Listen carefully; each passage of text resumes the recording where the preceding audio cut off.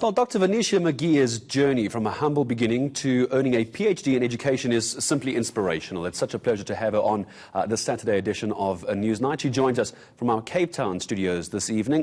Dr. McGhie, good evening to you. I was speaking to you off air. It must have a nice ring to it when someone calls you doctor. Congratulations. Thank you. Good evening, everyone. Tell me about the moment when you became a doctor. We're going to talk about your life and how you got to where you did in a moment. But take me through those moments when you were confirmed to be a doctor. You mean 6 years ago? That's it, yeah. How did it feel at that moment? That's when it happened. Tell me about that moment when you were on stage and you became a doctor. How did you feel? I can't remember how I felt. But I definitely know that I was grateful and thankful to the Lord, because it was only through His grace and mercy and guidance that I achieved what I achieved. The story, though, that we're talking about, Doctor, as we talk about your successes later in life, you had quite a tragedy and quite a tragic upbringing. I understand you lost both of your parents when you were very young, and you were then the main breadwinner in your family. Sadly, these days, Doctor, that's a story that's being repeated far too often, isn't it? Yes, but just a correction, I wasn't the main breadwinner. All the older children, we all had to go and work. So we were, in the end, 8 children, and then the bigger ones, like myself, my sister, and my other nieces, we had to go and work to help my aunt with the smaller ones. So I wasn't the main breadwinner.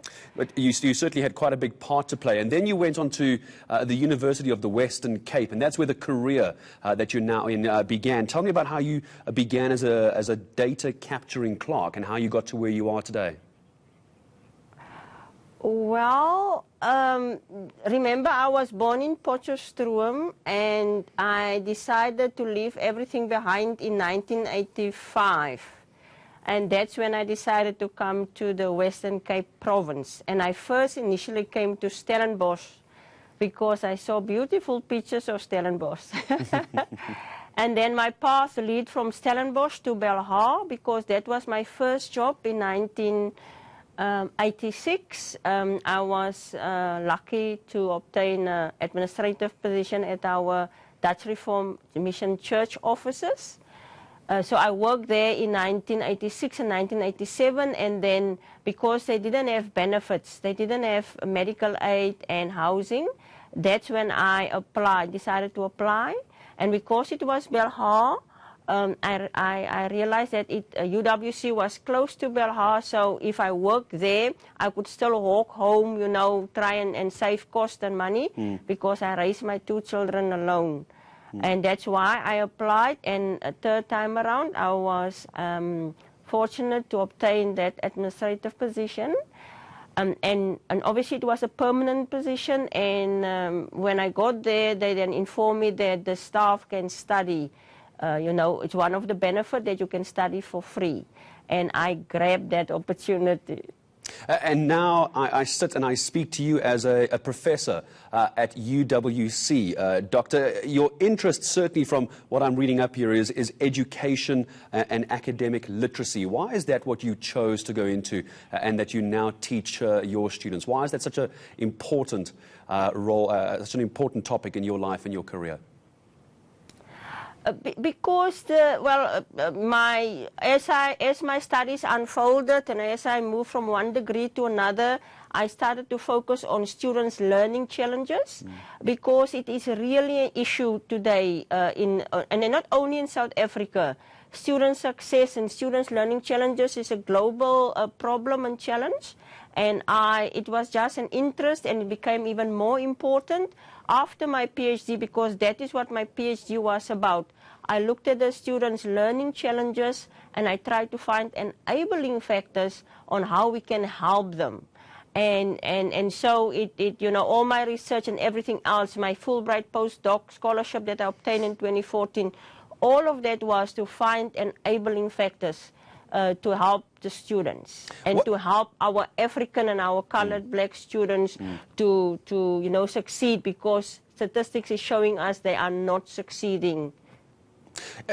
Let's talk about that for a second. These learning challenges, Doctor, when it comes to first-year students and their learning challenges, what's the biggest problem? What's the one common thread that you are seeing as the biggest challenge? There are three common threads. In fact, let me put it this way: my findings show there were 17 different challenges, and I identified three main ones. And the one that was like a golden thread for our African black and colored black students were financial constraints. Okay, so along with, like for instance, many of our students are not first language speakers of English like myself. And so I had first-hand personal experience of struggling to learn in a language that's not your own, so I can understand where students come from. Many of our students are first-generation students, so those are the three main things you see. And that is why I, in 2012, I registered NPO, a non-profit organization, where we raise funds so that we can help our students. Because yes, NSFAS and the government is saying now free education, but that is as far as the tuition fees are concerned.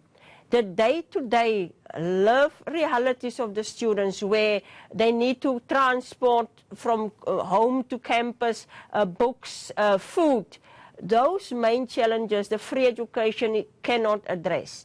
And so I started a project, and so I wrote fundraising proposals, and it's already in existence for 6 years, and we're helping students so that they don't have to not come to class, that they have traveling fees, that they have food to eat. We make them sandwiches, we give them food. We make sure that they have their course readers and their books, and I'm glad that I have this opportunity, because I want to appeal to the people out there to help us to get the students through. And you have every right to want to do that as well. It's an incredible journey to get where you have, Doctor, and then to also now go on and help those who need that help so desperately. Doctor, thank you very much indeed. Dr. Venicia McGhie, working all the way from a domestic worker to a UWC professor. It's a pleasure to have had someone as inspirational as her here on Newsnight.